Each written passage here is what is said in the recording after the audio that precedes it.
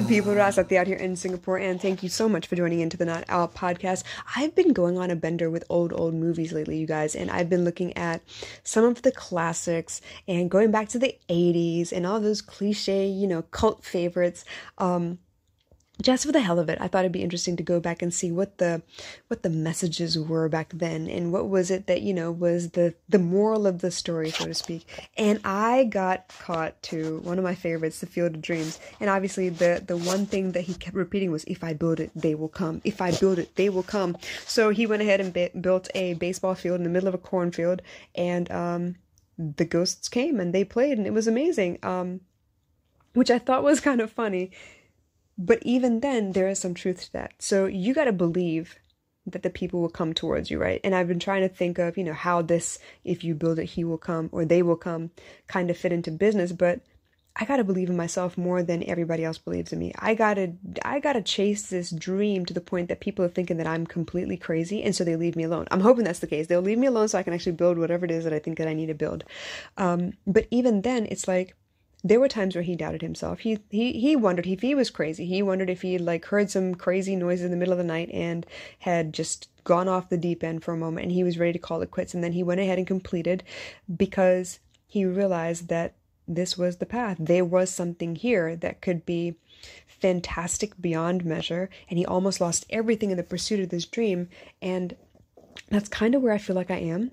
I have put everything, I put all my eggs into this basket. I've tried really hard to make sure that I am supplementing in small ways with other things that don't take away from the dream itself, but kind of, add a little bit of money while I'm trying to process this big idea.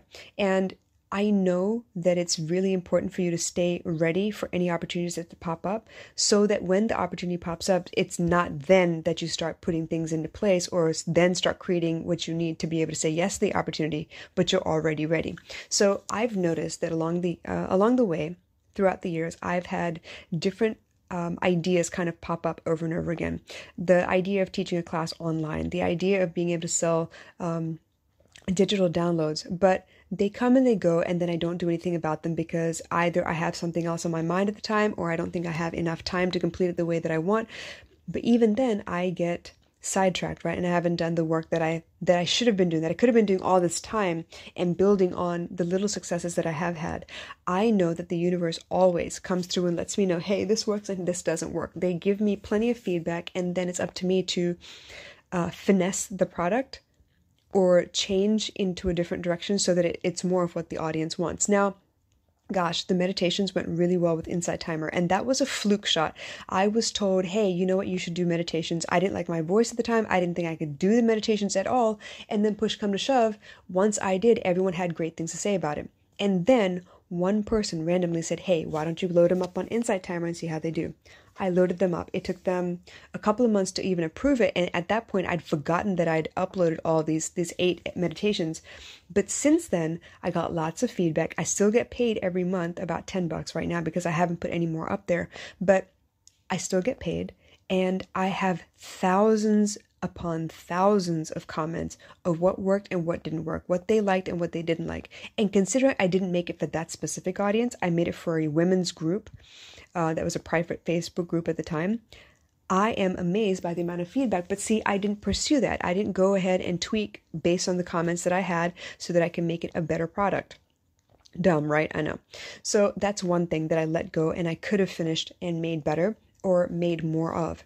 Another thing, I got into chakras right after right after the meditations. I started looking at chakras and meditations, and I was trying to, go through what it was, or what it meant, and what each chakra stood for, and the various ways that you could heal them based on grounding work, on musical notations, playing certain musical instruments, the solfeggio tones, the mantras, the this, the that, everything, the food, the fruit, the smells. I did all of that, yo. So I did all the research. I was very, very excited and driven. I created all of the they were journals that I was going to sell as PDF downloads, right? So that you could learn about the chakra and then go through the various questions that would help you release that specific emotion that was attached to that chakra. And hopefully it would be something that would be helpful and healing to you. Well, guess what? I did that 2 years ago, and I sent it to someone that I had met in another online group, and she mentioned that she was an energy healer, and I was like, oh, cool, she can check over this and tell me what she thinks. She gave me good advice. She told me that my my journals were wrong, and I took it, I took it on my nose. I took offense to it, and I was like, you know what? I'm just going to can the whole thing. I'll never put them out, which was dumb, because what I didn't realize was I had made one root chakra journal, and I had templated that throughout the other 6. And I forgot to change all the information.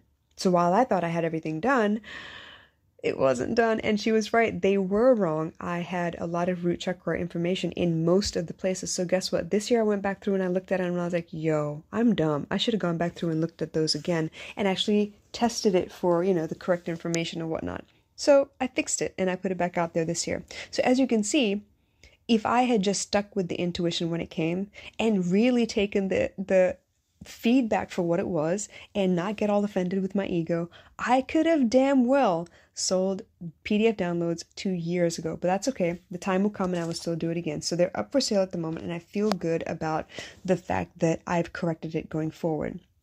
But that's the thing, right?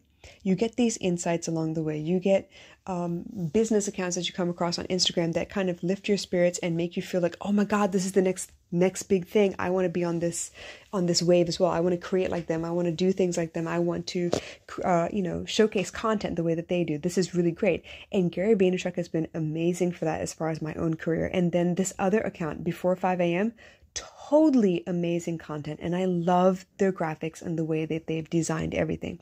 So yeah, I'm taking my tips from them because I'm attracted to their content. Iconic is another one. I love Iconic and the posters that they put out. And honestly, that's the kind of stuff I wanted to do way back when. This was back when I was a big fan of, what is that? It's a company that makes business books that we used to motivate our sales teams with back when I was working for Wyndham Worldwide, which was, it was 2005 maybe. And back when I used to buy Franklin Covey planners because they had quotes on every page. I'm going back through and I'm noticing all the things that turned my head along the way and I was attracted to back then. And that's what I'm trying to incorporate into my business now because it's part of me. It's representative of my taste, my brand of motivation. It's the things that motivated me. And so I'm trying to motivate you with the same kinds of information. So if I had believed in myself back then, I probably would be light years ahead of where I am now, but that's okay. All in good time. So the only thing that can go wrong is I don't listen to my intuition and I delay the process a little bit. So where I could have been 2 years ago, I will be this year, but it's just my fault. I decided not to believe. I decided not to trust my process. I decided to be afraid. I decided to let the fear turn me into a procrastinator extraordinaire. And it's been not a bad thing because I've learned from the procrastination as well, but it's definitely been eye-opening because I realize now exactly how precious time is and exactly how much I could have done by now. I'm not beating myself up over it by any means, but I do realize how much I do need to believe in myself still. So if I build it, they will come. And if I talk about it enough, they will know that they can come to me. And that's another part of this thing that I'm not doing as well as I could have. I see everyone around me talk about their business, and not to brag about themselves, but they say, hey, you know what? I'm doing this, I'm doing that. They put up sales, they talk about their business. That's all they do. Some of the businesses that I've helped encourage to get started this year, I've encouraged them to talk about their business. And as much as it feels weird for me to talk about mine, I'm happy to talk about theirs. I'm happy to promote them because they have a product. For me, I feel a little weird about it sometimes because I am the product. And I don't want to say that I'm just amazing because that sounds phony and it sounds like I'm tooting my own horn. But even still, I feel like people don't really know what it is that I do. And part of that is the fear speaking as well. I have not been clear.